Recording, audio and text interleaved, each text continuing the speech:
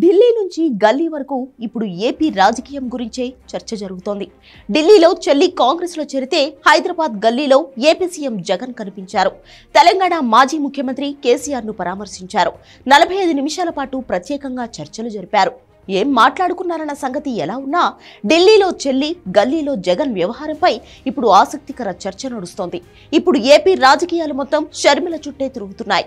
ఆమె కాంగ్రెస్ లో చేరడం వల్ల ఆ పార్టీ జీవం పోసుకుంటుందా, లేచి పరుగులు పెడుతుందా అన్నది కాదు, అన్నకు వ్యతిరేకంగా చెల్లి యుద్ధానికి దిగడం జగన్ ప్రత్యర్థులకు ఆయుధంగా మారే అవకాశం ఉంటుంది. దీంతో షర్మిల వ్యవహారం ఇప్పుడు ఆసక్తి రేపుతోంది. చాలా రోజుల తర్వాత కాదు చాలా ఏళ్ల తర్వాత అన్న జగన్ ను కలిశారు షర్మిల. కుమారుడు రాజారెడ్డి పెళ్లికి ప్రత్యేకంగా ఆహ్వానించారు. భర్త అనిల్, కుమారుడు రాజారెడ్డి, కూతురు అంజలి షర్మిల వెంట కనిపించారు. తాడేపల్లిలో జగన్ ఇంట్లోకి వెళ్లినప్పుడు, బయటకు వచ్చినప్పుడు విజువల్స్, ఫోటోలు మాత్రమే ఉన్నాయి తప్ప తాడేపల్లి హౌస్ లో జగన్ తో భేటీలో ఏం జరిగిందన్న దానికి వీడియో కాదు కదా, చిన్న ఫోటో కూడా బయటకు రాలేదు. అటు వైసీపీ గాని, ఇటు ఏపీ సీఎంఓ కానీ, లేదంటే వైటీపీ నుంచి కానీ ఒక్కటంటే ఒక్క ఫోటో కూడా బయటకు రాలేదు.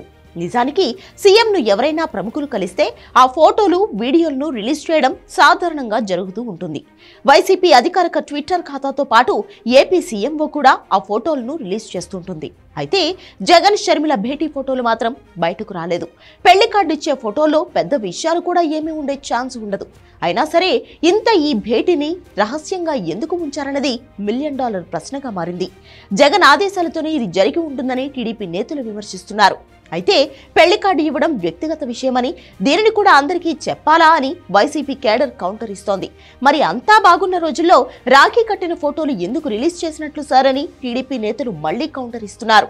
ఏమైనా షర్మిల కాంగ్రెస్ లో చేరిక, జగన్ తో భేటీ వ్యవహారం ఇప్పుడు ఏపీ రాజకీయాలను కుదిపేస్తోంది.